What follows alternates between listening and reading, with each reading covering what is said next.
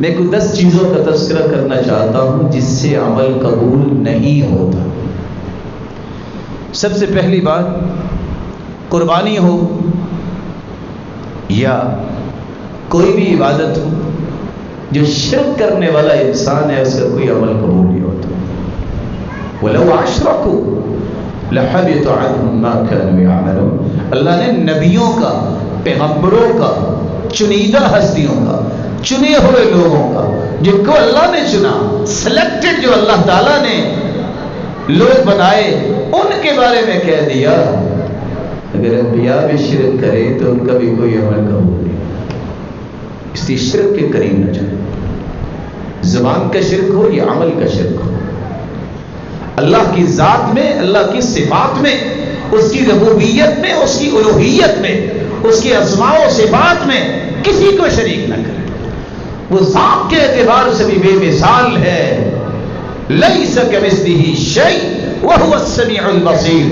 نہ اس کی ذات جیسی کوئی ذات ہو سکتی ہے، نہ صفات جیسی کوئی صفات ہو سکتی ہیں، نہ اس کے مبارک اور خوبصورت ناموں جیسے کسی کے نام ہی ہو سکتے ہیں۔ دوسری بات جس سے عمل قبول نہیں ہوتا، ریاکار کا عمل قبول نہیں ہوتا۔ آپ نے 10 لاکھ کی قربانی بھی لی ہے، مقصود یہ ہے پتہ چل جائے کہ فیصل آباد کو کہ یہ شخص نے قربانی کی ہے، اگر ریاکاری مقصود ہے، یاد رکھنا عمل قبول نہیں ہوگا۔ رسول اکرم صلی اللہ علیہ وسلم نے کتنی بڑی بات کہتی جب صحابی نے پوچھا کیا خیال ہے ایک بندہ جہاد کرتا ہے، جہاد عظیم کام، ذروۃ سنامی، اسلام کی کوہان، یہ جنت کا دروازہ، اتنا بڑا کام کرنے والا بھی اگر میدان میں اترتا ہے، نیت یہ ہے شہید ہو جاؤں اور ساتھ نیت یہ بھی ہے کہ شہرت بھی ہو جائے، اللہ کے رسول اس کو کیا ملے گا؟ اللہ کے رسول نے جو سینٹینسز استعمال کیے ہیں، فرمایا لا شیء لہ، شیء نکرہ ہے اور نفی کے سیاق میں آ رہا ہے، والنکرۃ تدل علی العموم، تم کہتے ہو کچھ ملے گا، اسے کچھ بھی نصیب نہیں ہوگا۔ اور یہ دنیا میں ریاکاری کے لیے نمازیں پڑھتے ہیں، کوئی عمل کرتے ہیں، قیامت کا دن ہوگا، اللہ عز و جل نور کے پردے ہٹائیں گے اپنی پنڈلی مبارک سے، یکشف ربنا تبارک و تعالی عن ساقی، ہر مومن مرد اور مومنہ عورت سجدے میں گر جائے، لیکن ریاکار سجدہ نہیں کر پائیں گے۔ کلما ذهب ان يسجد خر على قفاه، سجدہ کرنے کی تمنا بھی ہوگی، کرنا چاہیں گے، یعود ظہرہ طبقا واحدا، کمر تخت بن جائے گی، آگے نہیں پچھلی طرف گر جائیں گے۔ اس لیے میں آپ سے دست بدستہ گزارش کروں گا، شرک اس کے قریب نہ جانا، دعا کیا کرے اللہ شرک کی ہوا بھی نہ لگے، ریاکاری سے بچے، بار بار یہ لفظ اپنی زبان پہ لائے، اللہم انی اعوذ بک ان اشرک بک شیئا وانا اعلم واستغفرک لما لا اعلم۔ یہ پڑھنے سے انسان کو اللہ شرک اکبر اور اصغر ریاکاری سے محفوظ فرما دیتا ہے۔ سیدنا عمر کہا کرتے تھے اللہم اجعل عملی کلہ صالحا، اللہ میرا ہر عمل صالح بنا دے، واجعلہ لوجہک خالصا، اللہ اپنی رضا کے لیے اسے خالص کر لے، ولا تجعل فیہ لأحد نصیبا، اللہ کسی کا حصہ نہ اس پہ رکھنا، صرف تیرے لیے عمل ہے۔ تیسرا عمل جو اللہ کے رسول کی نافرمانی ڈھٹائی سے کرتا ہے، میرا پھر کیا ہے، میں نہیں مانتا کسی کی بات، ایسے لوگوں کے اعمال ضائع ہو جاتے ہیں، اعمال قبول نہیں ہوتے۔ قرآن مجید میں اللہ جلال نے کہہ دیا ہے وَلَا تَجْهَرُوا لَهُ بِالْقَوْلِ كَجَهْرِ بَعْضِكُمْ لِبَعْضٍ أَن تَحْبَطَ أَعْمَالُكُمْ وَأَنْتُمْ لَا تَشْعُرُونَ۔ اللہ کے رسول زندہ تھے جب، ان کی بات اس مبارک ہستی کے سامنے اونچا بولنا جو ہے کس قدر برائی تھی پتہ ہی نہیں چلتا، عمل ضائع ہو جائیں۔ اب وہ ہستی تو اللہ کے پاس ہے، اس کی زبان سے نکلنے ہوئے کلمات، وہ حدیث بھی جب آ جائے تو حدیث سننے کے بعد بھی آواز کو بلند نہیں کرنا چاہیے، صرف ایک بات، یہ اللہ کے رسول کا فرمان ہے، میں مان گیا۔ میری عقل سمجھتی ہے یا نہیں سمجھتی، یہ میری عقل کا قصور ہو سکتا ہے، محمد مصطفیٰ سے بات اگر ثابت ہو گئی ہے تو میں اس کو مانتا ہوں، میں اسے تسلیم کرتا ہوں۔ ایک چوتھا کام جس سے انسان کے اعمال اکارت چلے جاتے ہیں، کبھی تقدیر کو نہ جھٹلانا۔ تقدیر اللہ جلال کا اندازہ ہے اور اللہ کو زیادہ علم ہے کہ کس کو کیا ملنا چاہیے اور کب ملنا چاہیے اور کیسا ملنا چاہیے، یہ اس کو پتا ہے۔ مجھے اور آپ کو بھی میرے اور اپنے بارے میں اتنا نہیں پتا جتنا میرے مالک کو پتا ہے، کیونکہ اس نے ہمیں پیدا کیا۔ حدیث کے الفاظ ہیں، 3 لوگ جو ہیں ان کا کوئی عمل قبول نہیں ہوتا۔ عاقل، والدین کا نافرمان، منان، احسان جتلانے والا، ومکذب بالقدر، اور تقدیر کو جھٹلانے والا۔ اللہ نے قیامت کے دن سوال کرنا عمل کیا ہے کہ نہیں، یہ نہیں سوال کرنا کہ تم نے تقدیر کو ڈھونڈا کہ نہیں ڈھونڈا، کیا لکھا ہے۔ کسی کو پتا کیا لکھا ہے؟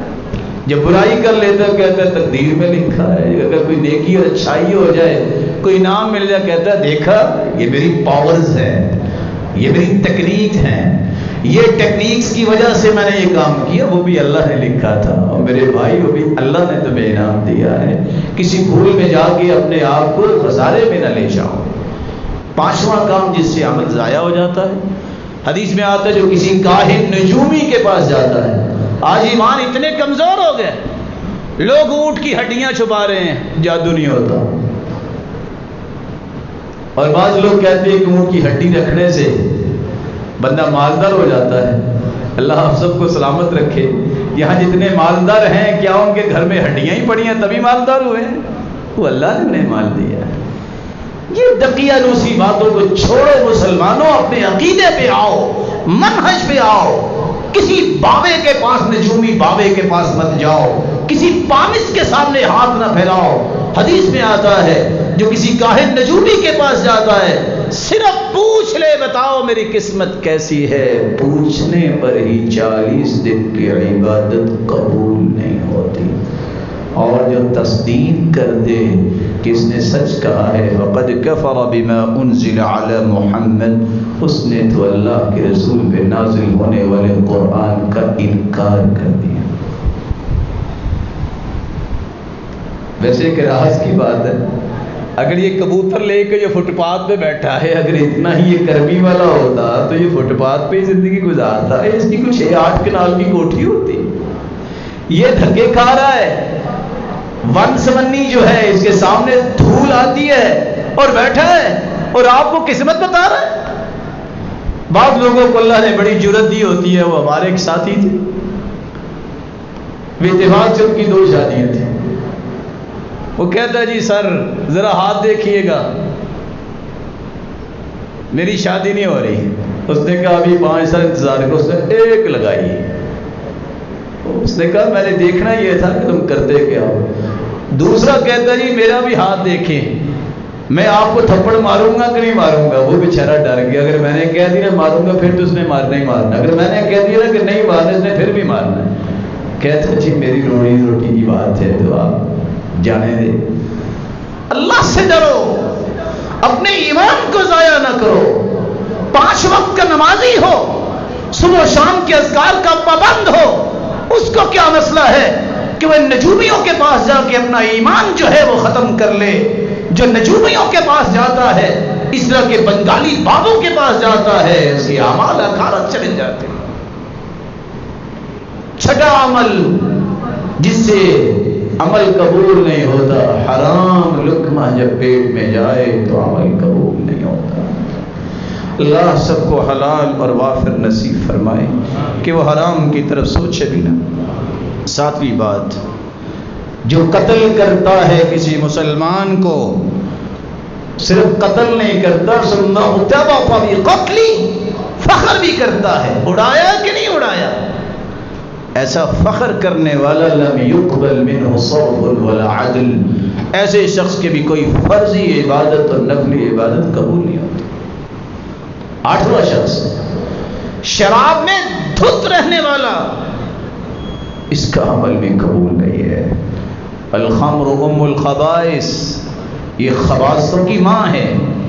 مفتاح کل شر، دوسری حدیث میں ہر شرارت کی جڑ ہے، چابی ہے۔